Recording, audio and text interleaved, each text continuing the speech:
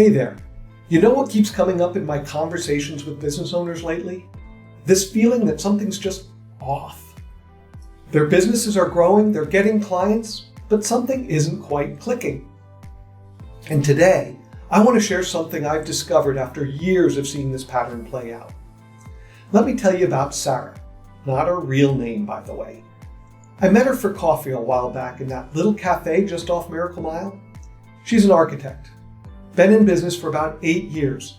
And from the outside, everything looked perfect. Great portfolio, steady stream of clients, talented team. But as we sat there, she started opening up about what was really going on. Her clients loved the final results of her projects, but the journey there, that's where things were falling apart. You know what she told me? She said, "I don't get it. I deliver amazing work, but I'm getting fewer referrals than when I first started.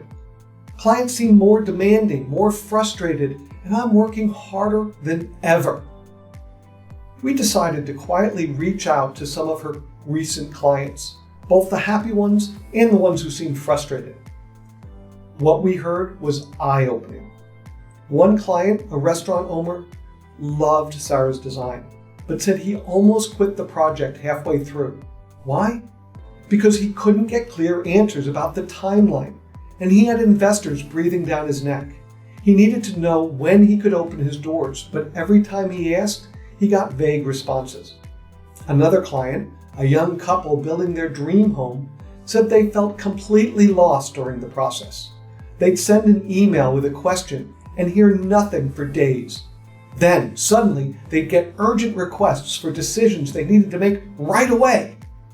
They felt like they were always either waiting or rushing. But here's what really hit home. A commercial client who'd worked with Sarah 3 times before decided to go with another architect for their latest project. When we asked why, they said, "Sarah's designs are amazing, but we never know what's happening. With our new architect, we get weekly updates whether there's news or not. We never have to wonder." This hits close to home for me. A few years ago, I had a client, let's call him Mike, who ran a successful plumbing company. He was doing everything right, or so he thought. Quality work, fair prices, skilled team. But he was losing jobs to competitors who honestly weren't as good as he was. One day, Mike called me in a panic. He just lost a major contract with a property management company he'd worked with for years.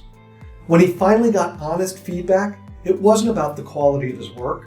It was about all the little things. His team would show up without notice. Different plumbers would give different explanations for the same problem. Invoices were inconsistent. The property manager was spending too much time managing their relationship with Mike's company instead of the other way around.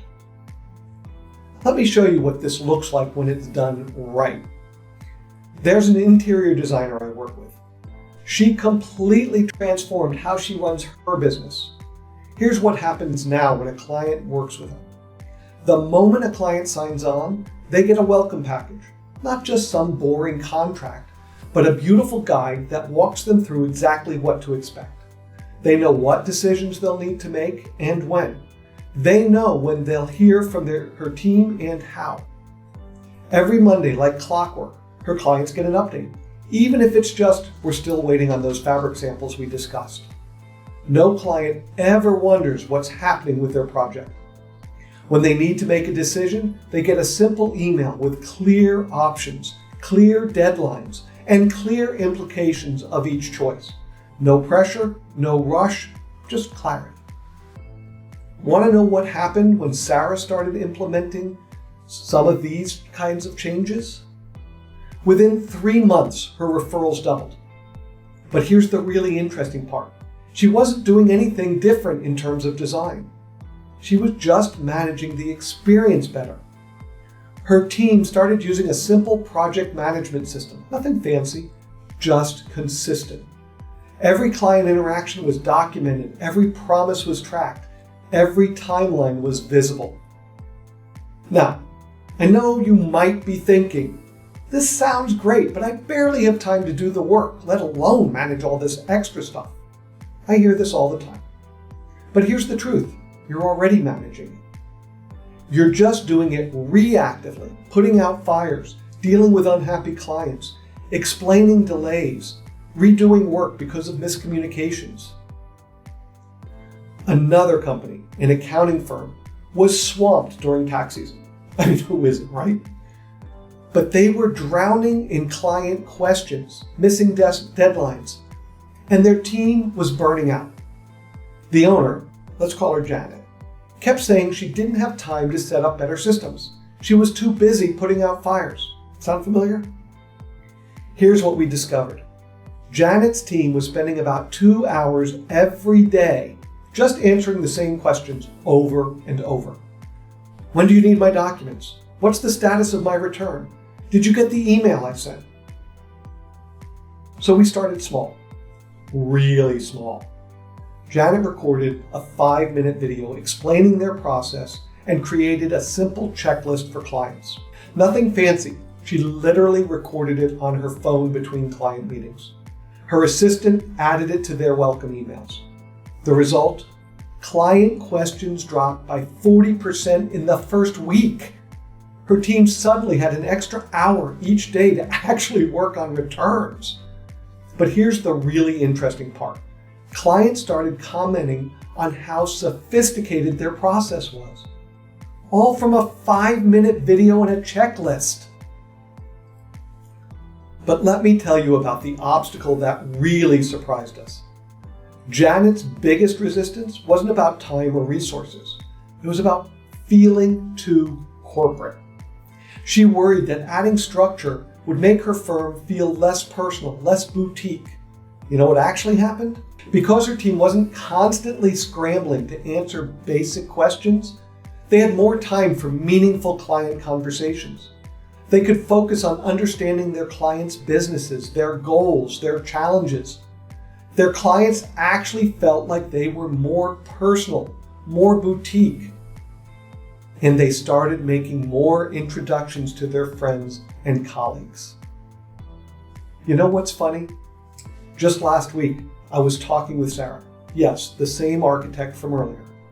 She looked at me and said, "I can't believe I used to think being disorganized was just part of being creative." Now her firm handles 3 times the projects they used to. And she actually took a 2-week vacation last month. First one in 5 years. And Janet, our accounting firm owner, she just hired 2 new team members because her business has grown so much. But here's what she's most proud of. She hasn't worked a weekend since tax season started. That's what happens when you build your business around the client experience instead of just the service. Look, I know this might feel overwhelming. You might be looking at your business right now thinking about all the things that you could improve. But remember, both Sarah and Janet started with just one small change. One video, one checklist, one weekly update. If you'd like to learn more about the mistakes business owners make and how to resolve them, just let me know. I'd be happy to share a great resource with you. And I'd love to hear your thoughts on this. What's been your biggest challenge in managing your client experience? Drop a comment below or send me a message.